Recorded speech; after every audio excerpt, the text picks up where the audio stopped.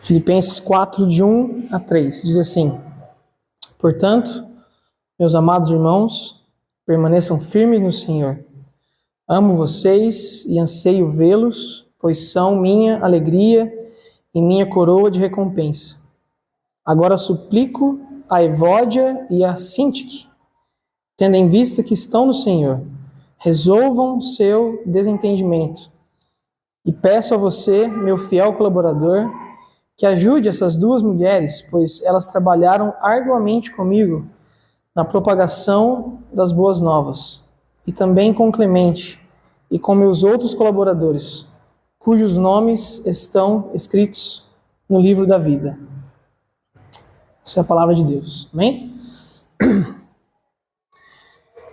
Irmãos, em 1987, lá em Londres, na estação de metrô, lá que chama King's Cross, essa é uma das estações de metrô mais movimentadas que tem lá em Londres, né? Era um dia normal, uma tarde agitada lá, um metrô enorme, né? Escadas rolantes, inúmeros túneis, passagens, né? E muito antigo, um metrô muito antigo. Calcula que se passa mais ou menos 250 mil pessoas por dia lá no metrô. As escadas rolantes, né, enormes, né, subterrâneas, eram antigas. Esse é um dos orgulhos que eles tinham, né? Ela era feita de madeira, de borracha. E na hora do rush ali, essas escadas rolantes estavam sempre lotadas de gente, né? E teve uma tarde lá em novembro, em 1987, que um passageiro estava chegando na escada rolante e ele viu um lenço pegando fogo no início da escada rolante ali. Ele viu esse lenço pegando fogo, então ele avisou, né, um homem que trabalhava na bilheteria. Lá falou assim: ó, tem um lenço pegando fogo lá embaixo, lá na escada rolante, né? O bilheteiro, é assim que fala? O rapaz que vendia os bilhetes lá do metrô desceu lá da escada rolante, pegou uma revista lá, deu uns tapas no lenço que estava com fogo e voltou para as responsabilidades dele. Ele não foi investigar o que estava acontecendo, nem falou com ninguém. Ele só... Ó, quem chegou?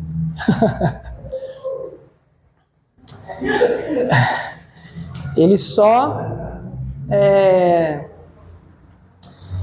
foi lá, apagou o fogo, não falou com ninguém e é isso. Não chamou os bombeiros, não fez nada, não avisou nenhum supervisor, não falou com ninguém. Vamos só aguardar ali, o Arthur distraiu um pouco o pessoal, né? Arthurzão. Vai lá na salinha.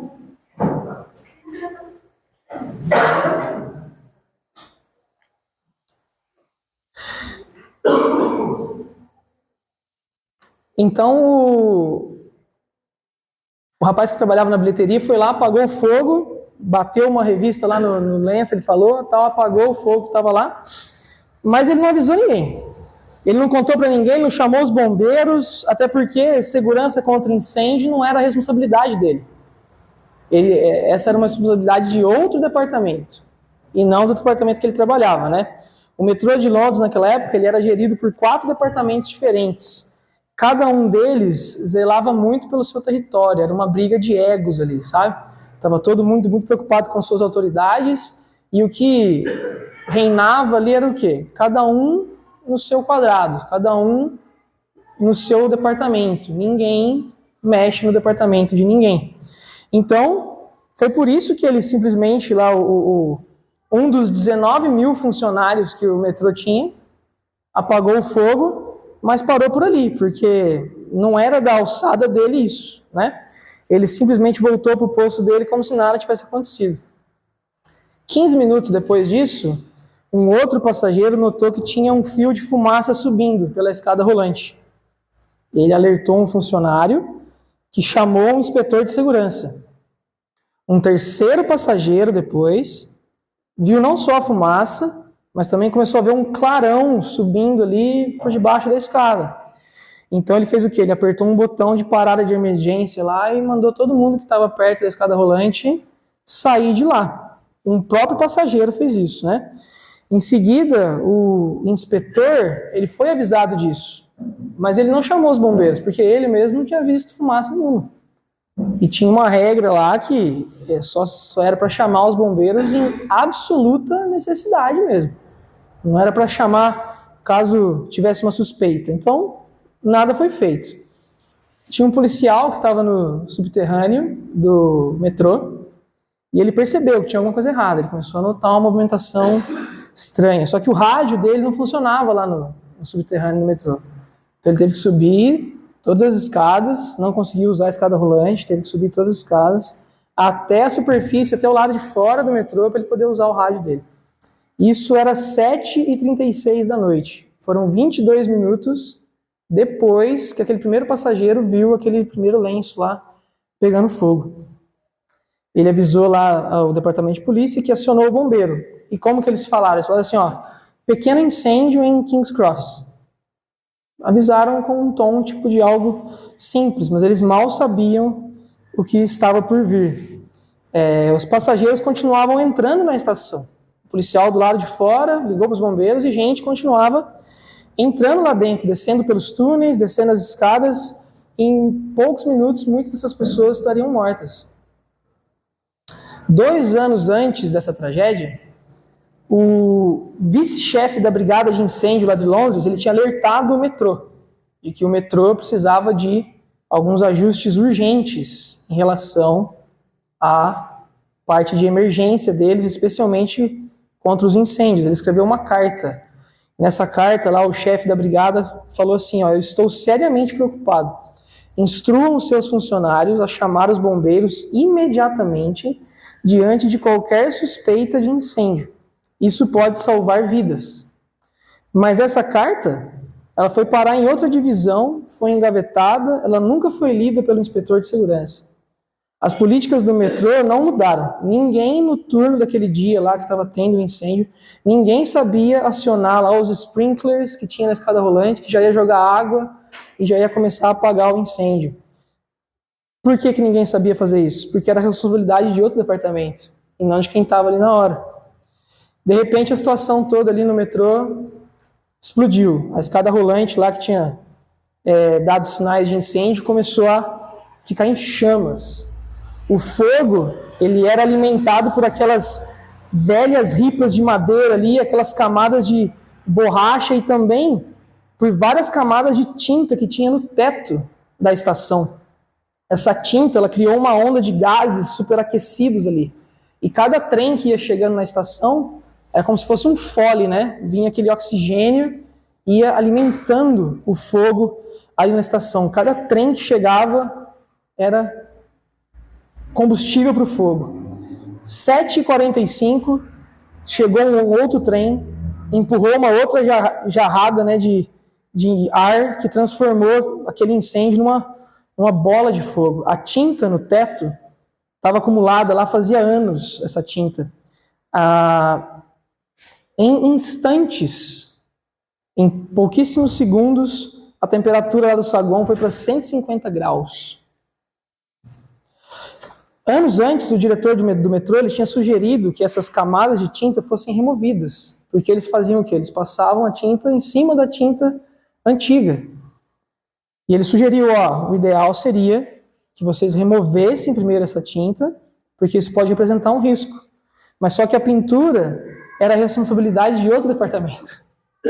Então o chefe agradeceu a sugestão dele, mas ele falou assim, não se meta no meu trabalho não, que eu não me meto no seu, tá bom? E mais uma coisa foi engavetada. Quando os bombeiros chegaram lá na estação, já era tarde, né? As regras obrigavam os bombeiros a conectar as mangueiras para combater o incêndio do lado de fora, e não do lado de dentro. Tinha como conectar dentro da estação, mas ninguém sabia onde ficava. Os mapas que mostravam como funcionava a parte de incêndio da estação estavam trancados lá numa sala, e ninguém tinha acesso a nada. O resultado foram que no final tiveram 31 mortos e dezenas de feridos nesse incêndio lá no metrô. Aquele lenço em chamas foi só um primeiro aviso, né? O incêndio maior estava escondido, já estava em curso. E aí uma série de erros, de divisões, de burocracia, de falta de comunicação, transformou um pequeno incidente em uma tragédia que o pessoal lá de Londres não esquece, né? E o que isso tem a ver com o texto que a gente leu? Tem tudo a ver. O texto que a gente leu, ele fala sobre conflitos. Ou melhor ainda, né, fala sobre resolução de conflitos. É uma passagem que a gente pode passar por ela e ignorá-la muito facilmente. Especialmente os versículos 2 e 3, que citam alguns personagens, citam algum atrito. Mas, como vocês têm ouvido comigo durante esses meses, a gente sabe que a preocupação de Paulo é que existia dentro da igreja de Filipe o quê? Alguma pressão interna. Existia alguma coisa ali interna acontecendo. Eles sofriam pressão externa, especialmente daqueles que queriam obrigá-los, né, a se tornarem judaizantes ou também adorar o imperador, né, como um deus também. Eles tinham essa pressão externa, mas havia alguma pressão interna ali dentro da igreja também, né? Então, como nós podemos de maneira muito prática aplicar isso para a nossa igreja hoje, né? A nossa igreja tem funcionado muito bem, tem funcionado como deveria. Ontem, né, nós tivemos um evento muito bem sucedido para as crianças, o Ministério Infantil brilhantemente fez, organizou, executou, divulgou. A igreja tem funcionado bem. Nós temos tido os nossos cultos aos domingos, temos tido visitantes, temos estudo com novos convertidos. A igreja tem funcionado bem. Nós seríamos como um metrô que está funcionando. O metrô está funcionando. A ideia é o quê? A pintura até está boa, talvez. Está tudo funcionando. Mas não custa nada, às vezes, retirar um pouco a tinta que já tem e passar uma camada de tinta nova. A gente não precisa passar a tinta em cima da tinta. A pregação de hoje é isso, é uma pregação preventiva. É uma pregação que quer evitar que algo possa acontecer. Porque nós, né, dentro do nosso contexto hoje, não temos nenhum conflito, não há nada que esteja acontecendo, a igreja está caminhando bem. Então, para nós, esse texto vai servir como isso, como uma prevenção. Nós vamos, diferentemente do pessoal que coordenava o metrô de Londres, prevenir um incêndio. Se tiver algum lenço pegando fogo, o início de alguma coisa, hoje nós já vamos apagar isso e procurar as raízes desse fogo. E mais do que isso, a gente vai aprender como nós devemos agir em caso de emergência. Você vê que ninguém lá sabia como agir. E aqui Paulo, nesses 3 versículos, ele nos mostra, ele nos traz algumas lições sobre como nós podemos lidar com esses conflitos. Então, se você ler o versículo 2, em que ele fala sobre 2 mulheres, Evódia e Sintique, a gente não sabe exatamente qual é o desentendimento entre elas, né? Paulo não cita isso. Mas a gente sabe pelas palavras que estão aqui que elas não estão conseguindo, digamos, e nas palavras de Paulo, né, ter a mesma mente. Que é o que nós vimos, né, no capítulo 2, que Paulo fala que nós temos que ter a mesma atitude, a mesma mente de Cristo, e elas não têm conseguido ter essa mesma mente. Não há dúvidas aqui, irmãos, tá, de que o atrito do qual Paulo está falando não é algo pessoal, não é uma picuinha entre as duas, não é isso, é algo do âmbito da igreja. Isso é muito claro, todos os comentaristas deixam isso muito claro, e Paulo jamais trataria do assunto se não fosse isso. Porque a preocupação de Paulo com a carta é o quê? É o avanço do evangelho. A preocupação dele é que a mensagem se espalhe.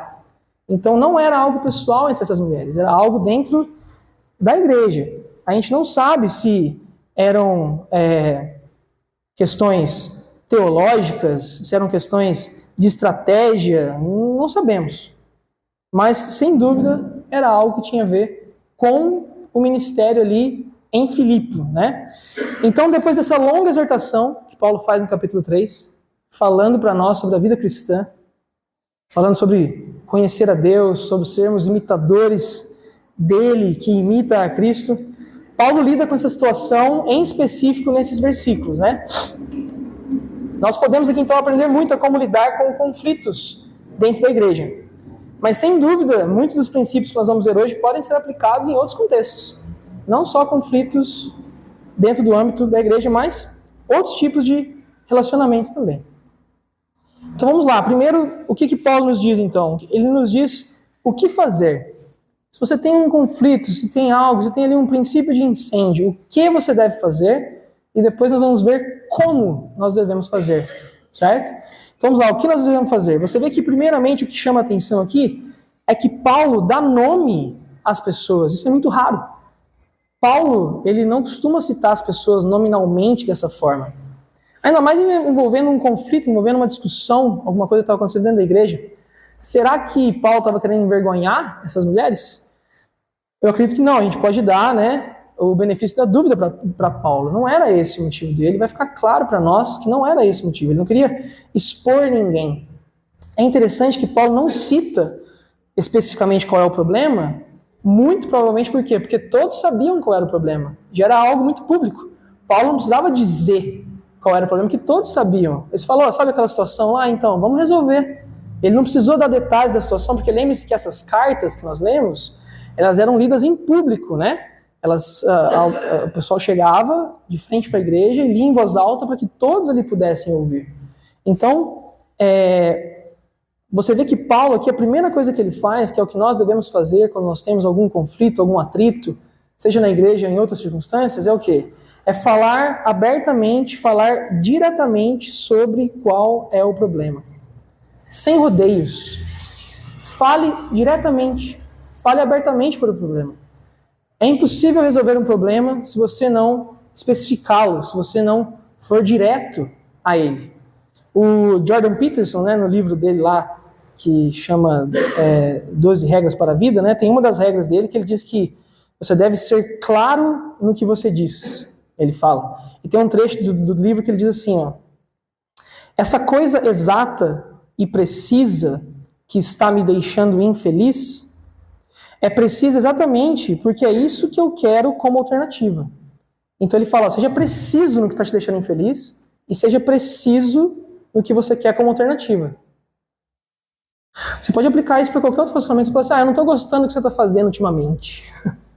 Mas o que você está fazendo ultimamente? Essas coisas que você está fazendo ultimamente. Como é que você vai resolver uma situação assim, né? Se você torcer para a igreja, eu não estou gostando de algo, estou gostando ultimamente. Mas o que é que eu estou gostando? Seja específico. Seja claro no seu problema, né? Ele continua dizendo assim, essa coisa exata e precisa, o que eu posso fazer para que ela pare de tornar a minha vida infeliz? Você tem que definir conscientemente qual que é o assunto de uma conversa, especialmente quando ele é difícil. Você tem que definir especificamente qual é o assunto de uma conversa, especialmente quando ele é difícil. Porque senão, o assunto da conversa passa a ser tudo. E tudo é coisa demais. Então, Paulo aqui você vê que ele sentiu a necessidade de falar desse problema em específico. Um problema dentro da igreja. A Milena contou para mim, quando eu estava conversando com ela, que muitas mulheres, quando sentem às vezes algum caroço no corpo, alguma coisa assim diferente, elas não procuram um médico, porque elas não querem saber qual é o problema específico. Porque se eu não for no médico e não diagnosticar, eu não tenho nada. Então, enquanto eu não tenho nada, está tudo certo. Não tem como você resolver um problema antes de dar nome para o problema. Aqui Paulo fez o quê? Ele deu um nome para o problema.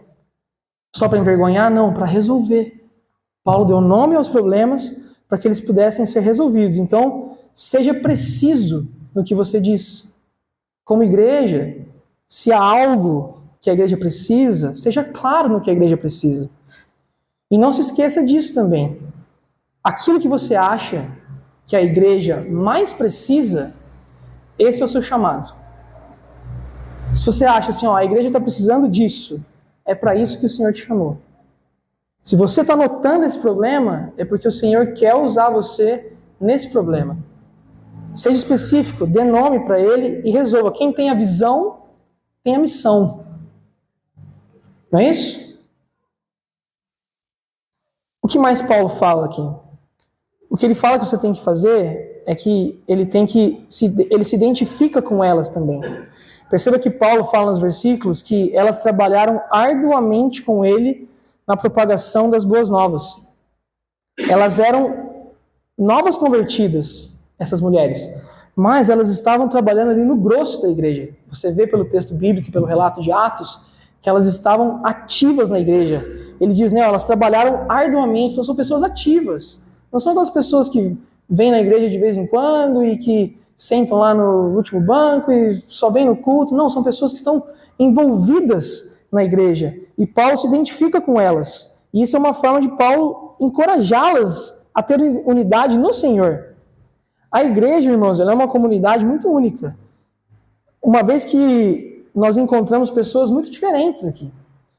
O que nos une como igreja não é a nossa raça, não é o nosso status social, não é a nossa visão política. O que nos une é que nós temos o mesmo Pai. Nós somos filhos adotivos, nós somos irmãos em Cristo. É isso que nos une. Então, temos que ser abertos com os problemas e temos que entender que estamos falando de pessoas que trabalham para a obra de Deus. Agora, como devemos fazer isso? Paulo deixa muito claro nesses versículos. Como deve ser a nossa atitude? É isso que devemos fazer. Agora, como? Com grosseria? Com estupidez? Ser direto num problema é ser estúpido? Ser direto sobre um problema é falar alto?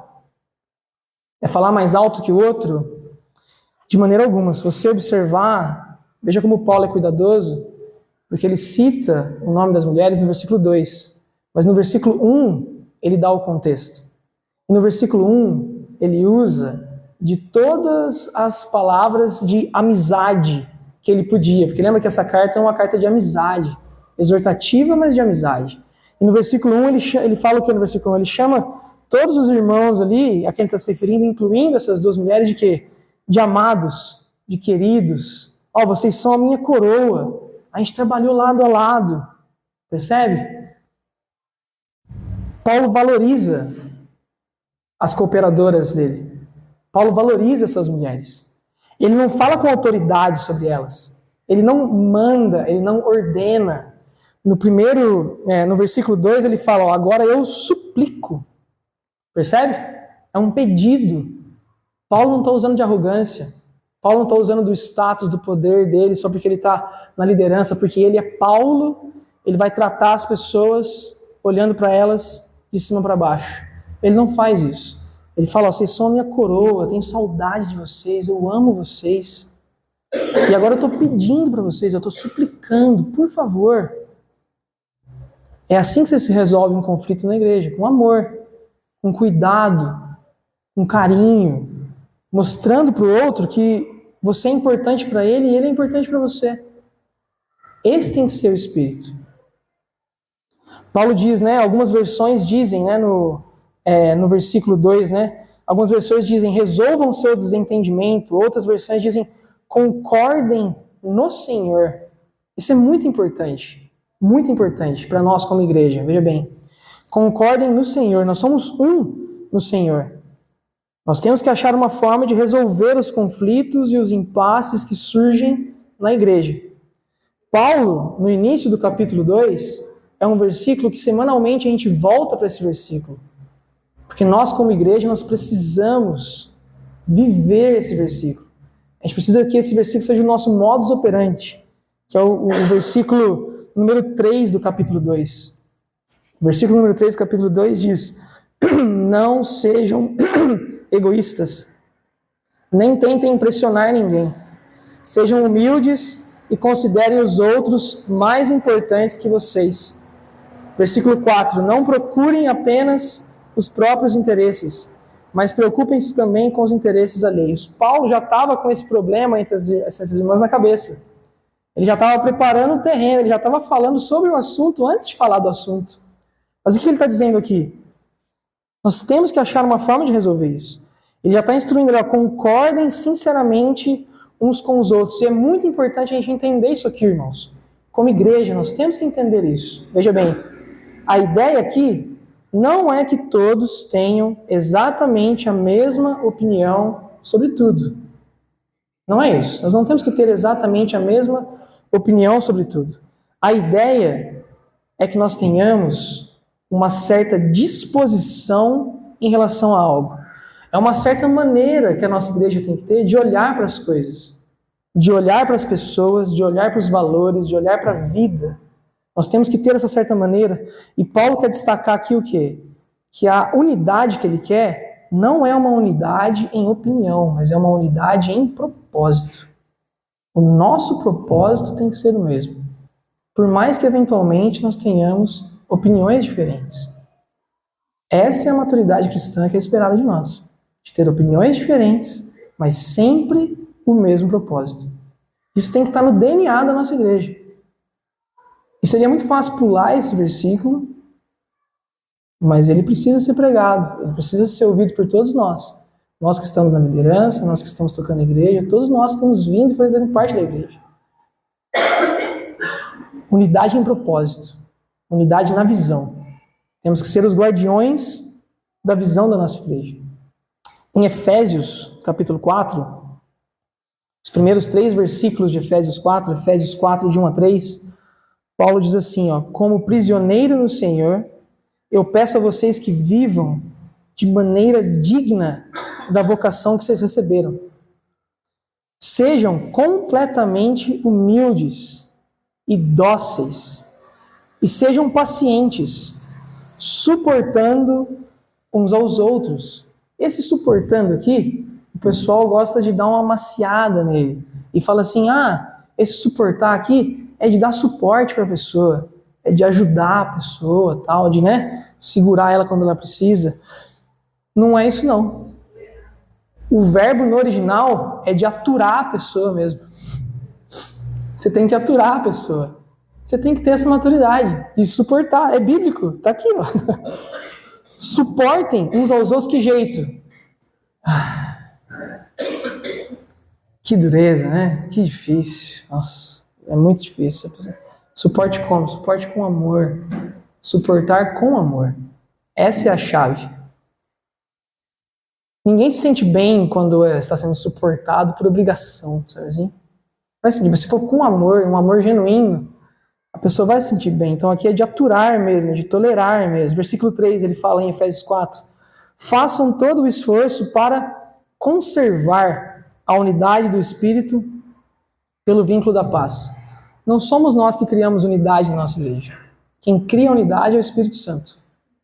O Espírito Santo de Deus cria essa unidade. O mesmo Espírito que habita em mim, habita em todos vocês. E aqui a unidade está criada. O Espírito que habita em nós. O mesmo Pai que nós temos. Agora, nosso papel é o quê? É tentar conservar essa unidade. Conservar essa unidade. Para isso, nós temos que ser o quê? Nós temos que ser pacificadores. Nós temos que ser pacificadores, né? Voltando para Filipenses, no versículo 3, ele diz assim, eu peço a você, meu fiel colaborador, que ajude essas duas mulheres. Então percebe que no impasse ali, ele pediu ajuda de alguém, um fiel colaborador, Ninguém tem certeza quem é essa pessoa, não tem como saber. Alguns comentaristas especulam sobre isso, E algumas pessoas dizem que é Lucas, essa pessoa. Paulo e Lucas tinham uma relação muito íntima, Lucas era o médico ali de Paulo, Lucas escreveu Atos, E grande parte de Atos são as viagens de Paulo. Então, há algumas especulações que esse fiel colaborador aqui é Lucas. Mas o que ele está pedindo aqui para Lucas? Lucas, ajude essas duas mulheres. Então, o que Lucas tem que fazer aqui? Ele tem que ser pacificador, Ele não tem que colocar lenha na fogueira. Pelo contrário, tem um provérbio, Provérbio 26, Provérbios 26, 20. Diz assim, sem lenha o fogo se apaga, e sem o fofoqueiro a contenda se acalma. Sobre ser um pacificador, nós vamos ter eventualmente a oportunidade de ouvir o nosso irmão Túlio falar no Sermão da Montanha, no versículo 9. O versículo 9 lá de Mateus 5 diz, bem-aventurados os pacificadores, pois eles serão chamados filhos de Deus. Mas de maneira muito prática, irmãos, de maneira muito prática. Eu não preciso explicar esses conceitos para vocês, porque eles são muito práticos. Você quer ser um pacificador, tanto dentro da sua igreja, quanto no seu trabalho, quanto na sua família, quanto onde você estiver. Seja paciente. Tenha paciência com as pessoas. E seja gentil. Se você tiver essas duas características em você, isso é o quê? A transformação de caráter que o Espírito Santo faz em nós. O fruto do Espírito que brota em nós é o nosso caráter transformado. Não é um jeito de vestir, de comer ou de falar. Não é usar frases de crente. É o caráter. O fruto do Espírito é o nosso caráter. Como você pode expressar isso no seu caráter? Seja paciente com quem não merece paciência. E seja gentil com quem não merece gentileza. É assim que Paulo está dizendo, para que a igreja ali em Filipe lide com esse conflito. É dessa forma. E no final do versículo 3, quando você lê o versículo, parece que ele jogou um negócio no final ali que não tinha nada a ver, parece. No versículo 3, né? Ele vem assim, né? Ó, eu peço a você, meu fiel colaborador, que ajude essas duas mulheres, pois elas trabalham arduamente comigo na propagação das boas novas, e também com Clemente e com outros colaboradores. Aí ele acrescenta, ó, cujos nomes estão escritos no livro da vida. De repente ele cita o livro da vida. O que é isso? O que é o livro da vida? O que tem a ver? Isso tudo que ele está falando aqui sobre o conflito na igreja, o que tem a ver ele falar sobre o livro da vida? Veja bem, no Novo Testamento, né, essa expressão livro da vida aparece no Velho Testamento também, mas no Novo Testamento, essa expressão livro da vida, ela aparece 5 vezes em Apocalipse e 1 vez nos ensinos de Jesus. Nós não temos tempo de ver todas essas passagens, mas Jesus, em Lucas, capítulo 10, versículo 20, versículo 17, na verdade, primeiro, os discípulos tinham sido enviados por Jesus para várias cidades, de 2 em 2, vocês se lembram disso? E eles, quando voltam, eles estão empolgadíssimos, eles estão impressionados com as coisas que eles têm sido capazes de fazer.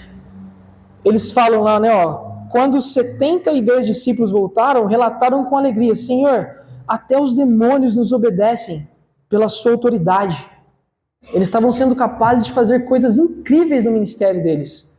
Trazendo para o nosso contexto que eles estavam sendo capazes de fazer coisas incríveis na igreja deles. Aí Jesus, no versículo 20, ele diz, ó, não se alegrem porque os espíritos impuros lhes obedecem. Alegrem-se porque os seus nomes estão registrados no céu, porque os seus nomes estão no livro da vida. Qual que é a intenção aqui de Jesus? Veja bem, é Deus, é Ele quem nos sustenta e nos faz alcançar a vida eterna. E o que Jesus está querendo dizer aqui é que a vida eterna, irmãos, ela é melhor e maior do que qualquer espécie de sucesso ministerial que a gente possa ter. Vai ser muito bom que nós possamos ter uma igreja saudável, operante, ativa, como temos tido aqui na igreja. Mas a vida eterna é maior do que isso. O fato de que o meu nome, o seu nome está escrito no livro da vida eterna, é isso que Jesus está dizendo, ó, se alegra nisso. Se alegre nisso. Ele chama a atenção de que o nome de Paulo está chamando a atenção de que todo esse pessoal que ele citou, Sintique, Evódia, Clemente, esse irmão aí, todos eles, o nome de todos eles estão escritos no livro da vida. Em Apocalipse, a ênfase em relação ao livro da vida é que se o seu nome está escrito no livro da vida, você vai triunfar. No final, você vai triunfar. Cristãos verdadeiros, todos esses que Paulo citou, são amados, são a coroa de Paulo, eles estão no Senhor. Paulo está querendo fazer o quê? Paulo está querendo mudar a perspectiva deles. Está querendo mudar o foco deles. Ó, vocês estão muito preocupados com o ministério. Vocês estão muito preocupados com a igreja, está causando atrito, bobagem. Isso, ao invés de ajudar, vai impedir o avanço do evangelho. Para resolver isso, faz o que um pouco? Ó, se afasta da situação, olha para o pano de fundo, que é o quê? O seu nome está escrito no livro da vida. E é nisso que você tem que se alegrar. Quando ele fala para Lucas, né, talvez Lucas, né, ó, ajude elas, né, ajude elas como se elas fossem cristãs verdadeiras, entende? Elas são cooperadoras, testadas, aprovadas, o nome delas está no livro da vida. A reconciliação ali não pode ter uma suspeita de que elas não são cristãs, sabe? Dentro da nossa igreja, nós sempre temos que dar a todos nós o benefício da dúvida. Sempre, sempre dê às pessoas o benefício das dúvidas. Nós estamos juntos no reino para sempre. Nós vamos resolver isso para o reino. O desentendimento que pode ter, o atrito que pode ter, é porque a pessoa está preocupada com o reino. São cristãos que estão trabalhando na linha de frente da igreja. Então sempre dê o benefício da dúvida, para quando dentro da igreja tiver algum conflito. Fala, não, essa pessoa, eu discordo dela, isso não está legal, mas eu tenho certeza que a intenção dela não é pessoal, a intenção dela é para o reino. A intenção dela é para o reino. Sempre dê o benefício da dúvida. É difícil, irmãos, imaginar alguma exortação no Novo Testamento que seja mais importante do que essa para a vida das igrejas. Paulo fala no versículo 1, né? Permaneçam firmes no Senhor. Permaneçam firmes no Senhor. O que significa isso? O que significa permanecer firme no Senhor? Significa você depender dele e você confiar nele. Se você depende de Deus e confia nele, você permanece no Senhor. Essa palavra, permaneça firme no Senhor, a gente usa muito individualmente, né? Se a pessoa está com algum problema, com dificuldade, você fala assim, fique firme, continue firme no Senhor. Mas isso se aplica também para a comunidade, isso se aplica também para a igreja. Aqui ele está dizendo, né, meus amados irmãos, permaneçam firmes no Senhor. Como igreja, nós temos então que aprender o quê? Temos que aprender a depender do Senhor e a confiar no Senhor. Jesus disse, né? Eu edificarei a minha igreja e as portas do inferno não prevalecerão. Como igreja, vamos depender do Senhor, vamos confiar no Senhor. Semana a semana, de culto em culto, de reunião em reunião, de evento em evento, depender do Senhor, confiar no Senhor, é Ele quem edifica a sua igreja. Irmãos, quando as coisas estragam, como lá no metrô de Londres, quando as coisas estragam, tudo que foi ignorado emerge. Não é assim? Se não tivesse acontecido nada, nós não saberíamos de nenhum desses detalhes que eu contei para vocês sobre aquela tragédia. Mas quando as coisas estragam, tudo que foi ignorado vem à tona. O Evangelho, ele está sempre em questão no nosso mundo. E o nosso chamado como povo de Deus, cujo nome está escrito no livro da vida, amém?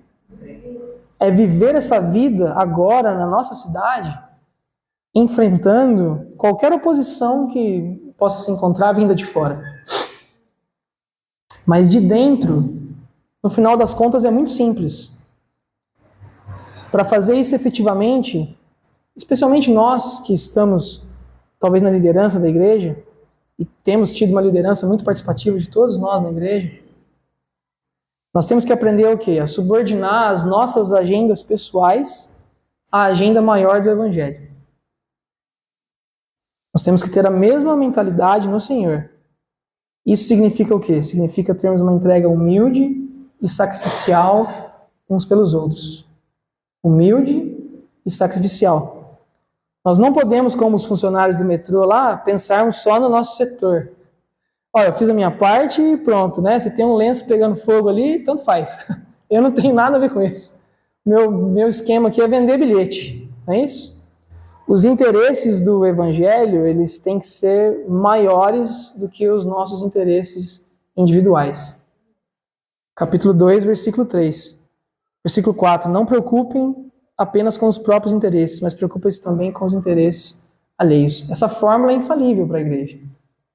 Ela é infalível. Colocar a agenda do Evangelho acima da nossa agenda pessoal. Vocês já me ouviram dizer isso antes, né? Talvez alguns de vocês já ouviram dizer isso, talvez outra pessoa não, mas eventualmente a gente repete algumas boas frases que nos ajudam, né, de maneira prática. Mas eu não tenho como não dizer isso de novo, né, num tema como esse, né? O melhor conselho que eu sempre dou para qualquer pessoa que está com alguma dificuldade em alguma espécie de relacionamento, seja qual seja o relacionamento, seja marido e mulher, seja com um amigo, seja com um funcionário e patrão, no seu trabalho, na escola, com o seu vizinho, relacionamento, você está com alguma dificuldade em algum relacionamento, na igreja, Surgiu alguma dificuldade? Trate as pessoas como elas não merecem. Trate as pessoas como elas não merecem. Porque a gente tem mania de falar assim, não, mas a pessoa tem que se dar ao respeito, aí eu vou respeitá-la. Não. Trate ela com respeito antes dela merecer respeito. Seja paciente antes dela merecer paciência. Seja gentil antes dela merecer gentileza. Isso vai revolucionar o seu relacionamento. Qualquer relacionamento.